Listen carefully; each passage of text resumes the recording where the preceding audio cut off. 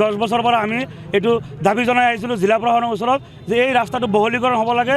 বেছিমাৰী আপোনালোকে জানে উত্তৰ পূৰ্বাঞ্চলৰ ভিতৰত শাক পাচলিৰ ক্ষেত্ৰত বেছিমাৰী এটা অন্যতম বজাৰ আৰু এইটো বেছিমাৰী আপোনাৰ মূল পথ আৰু এই মূল পথত আপোনাৰ বেছিমাৰী উচ্চতৰ মাধ্যমিক বিদ্যালয়ৰ ছাত্ৰ ছাত্ৰীৰ লগতে কেইবাখনো ব্যক্তিগত খণ্ডৰ ছাত্ৰ ছাত্ৰী অহা যোৱা কৰে, সাধাৰণ ৰাইজ অহা যোৱা কৰে।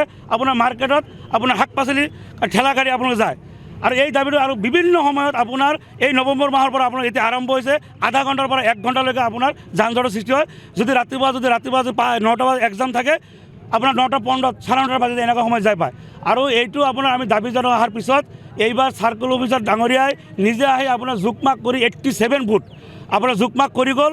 তাৰপিছত তেওঁ অলপ এৰাধৰা কৰিব ক'লে, এৰাধৰা কৰি 80 ফুট ফাইনেল হোৱাৰ পিছত তেওঁ যোৱা সোমবাৰ আকৌ আহিছে, আহি কিনে তেওঁ ক'লে কথাটো যে নহয় এইটো 80 ফুট হ'লে অলপ বেছি হৈ যায়, আমি চাইছোঁ জোখমাখ কৰি 70 হ'লে ফাইনেল, তোমালোকৰ এইটো মানে দাবী জনাব আৰু হেৰি কৰিব নালাগে, আমি একদম 70 ফাইনেল কৰি দিছোঁ।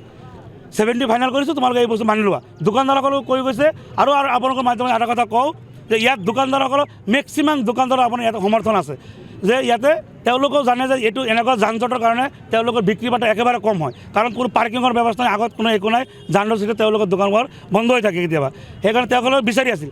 কিন্তু ইয়াত কেতিয়াও সন্তুষ্ট আমি নহয়।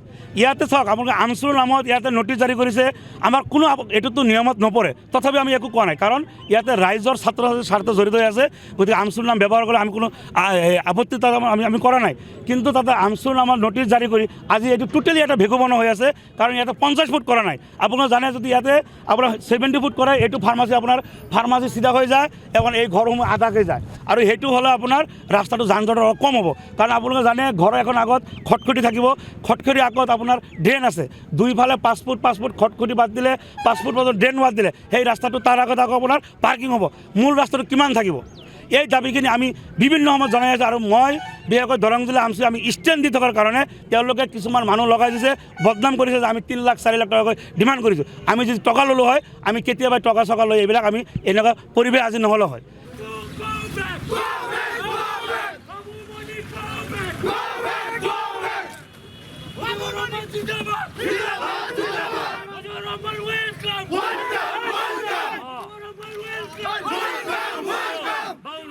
Welcome!